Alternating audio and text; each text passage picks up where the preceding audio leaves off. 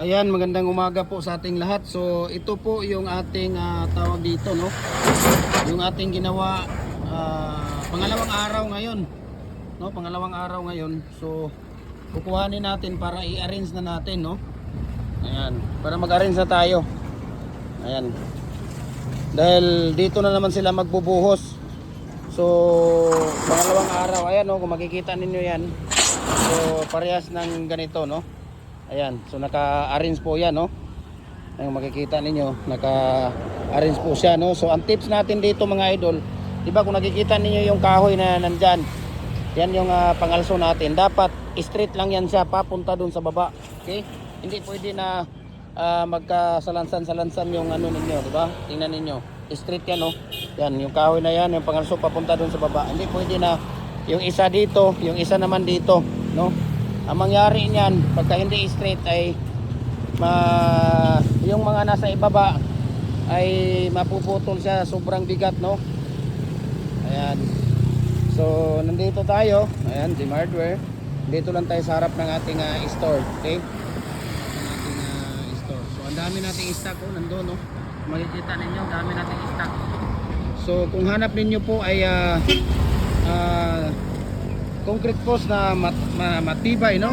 Talagang maasahan at garantisado, guaranteed na po ito. Gem Hardware, ang Kukulamber, ang concrete products, ganito ang branch. At saka Gem Hardware, ang Kukulamber, ang concrete products, Malulang branch, at saka Triple A and F Kukulamber located at Mahayahay, Lumbia, Cagayan de Oro. Ayan. So nandito si Kuya Jeffrey at saka si Kuya Michael. Ayan. Sila yung ating mga magigiting na mga manggagawa. Ayan, kung nakikita ninyo. Ayan, i-arrange natin at dadalhin natin doon, no? Doon natin dadalhin, no? Sa ayun, yung makikita nyo doon sa dulo. Dahil gagawa na naman sila dito. Okay, so ganun lang po, no? So nagde-deliver din tayo, Luzon, Visayas, Mindanao, no? Bricks, molder, hollow blocks molder, decorative molder, RCPC pipe, culvert, fence concrete post natin, molder, dragon fruit molder natin, precast, lahat po ng mga precast natin ng mga molder, no? Nagde-deliver tayo, walang problema. So, ang gawin nyo, i-private message nyo ako. Ayan, private message nyo ako para maibigay, ma-share ko sa inyo ang price list at saka shipping details. Ayan. So tingnan niyo, napakakinis po, idol, no? Ayun, no, kung nakikita ninyo, napakakinis po, no? Kung gawa natin. Pag maganda ang molder natin, maganda rin talaga, no? Maganda rin talaga ang quality ng ating dragon fruit post or pins concrete post natin. Ayun, no? Napakakinis. Ayun, no? Makikita niyo, napakakinis po. Okay? Napakakinis po siya. Makikita ninyo. Ayan. So kinukuha po nila yan at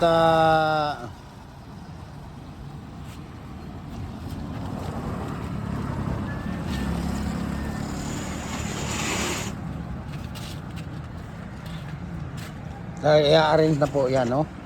So ito po yung mga gawa nila, no? Pangalawang araw po na-arrange na po natin, no? Talagang matibay, no?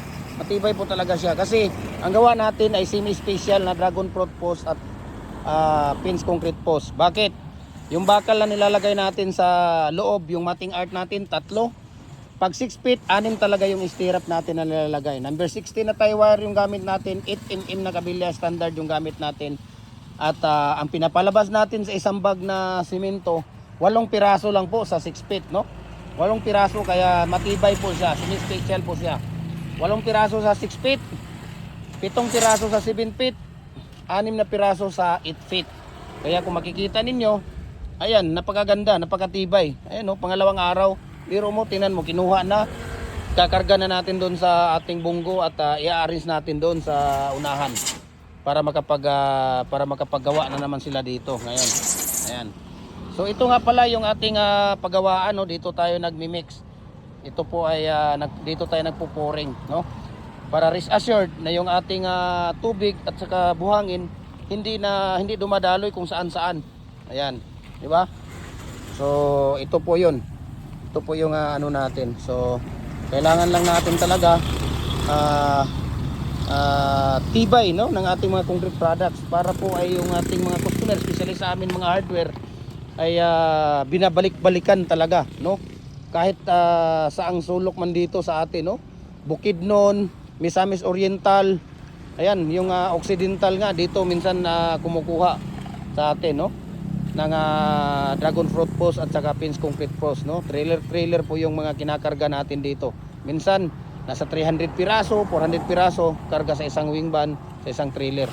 Kaya kami po ay taos-pusong nagpapasalamat po sa inyo at tumatangkilik sa aming mga produkto dito sa Cagayan de Oro, especially sa mga concrete products namin, no? Especially sa mga molders natin, dahil po ang gumagawa ng mga molders natin ay yung original talaga ng gumagawa dito sa amin. Walang iba yan, dito lang sa Cagayan de Oro. Iba talaga, especially sa bricks at saka sa hollow blocks, sa mga decorative. Napakaganda po yung original na mga molder, no? Hindi yung basta-basta lang yung tawag dito, yung copy paste lang. Kasi especially sa bricks, lalo na pag nagde-deliver kami Visayas, no, kakarga namin sa wing van, no. Minsan kapag patong kami ng 12, 13, 14 na patong, nako, ay dong, si Cholo dong, oh. Minsan nakapagpatong tayo ng tawag dito, nakapagpatong tayo ng 15 piraso, walang problema. Pero pagka piki, no, nako, hindi mo maaasahan yung mga piki na mga molders. Minsan nakapagpatong ka lang ng 7, 6, minsan nababasag pa, no. Iba talaga ang labas niya, ang quality ng labas niya ay hindi maganda sa mga piki na mga molders, no, especially sa mga bricks, hollow blocks, decorative, no, ganyan. Talagang mayroon talaga silang technique doon sa ating mga molders, no, especially sa mga gumagawa ng tawag dito. Ayan, so tingnan mo, pangalawang araw pinapatong na po nila, no. Kung hindi matibay yung gawa natin, wala na, balik na yan. Ayan, no, makikita niyo si Kuya Jopre, pinatong na nila doon, pinatong na nila, ba? Kung hindi maganda talagang gawa natin, ay wala na to. Kaya kung nagustuhan po ninyo yung video natin, paki-comment, paki-like at paki-share po, no, para mas marami pa tayong mga kababayan na matutulungan, no, gumagawa ng mga concrete products, no. Napakagandang business po ang concrete product, mga idol. Kahit na hindi man nabenta, hindi siya masisira, no. Especially sa mga hollow blocks, bricks, decorative, mga precast natin, no, RCPC pipe, culvert, dragon fruit post, Pins Concrete Post natin, lahat ng mga precast, mga idol. Especially sa na kung kayo mismo ang magdadala, magmamanage, no, maganda talaga sa business, kayo mismo ang magmamanage, no, hindi yung iaasa mo sa ibang tao, kasi hindi natin alam kung paano nila dinadala, no, paano nila dinadala yung customer, dinadala yung pera, pagdadala ng tao. Maganda talaga kung ikaw nandyan, ikaw ang nagmamanage, no.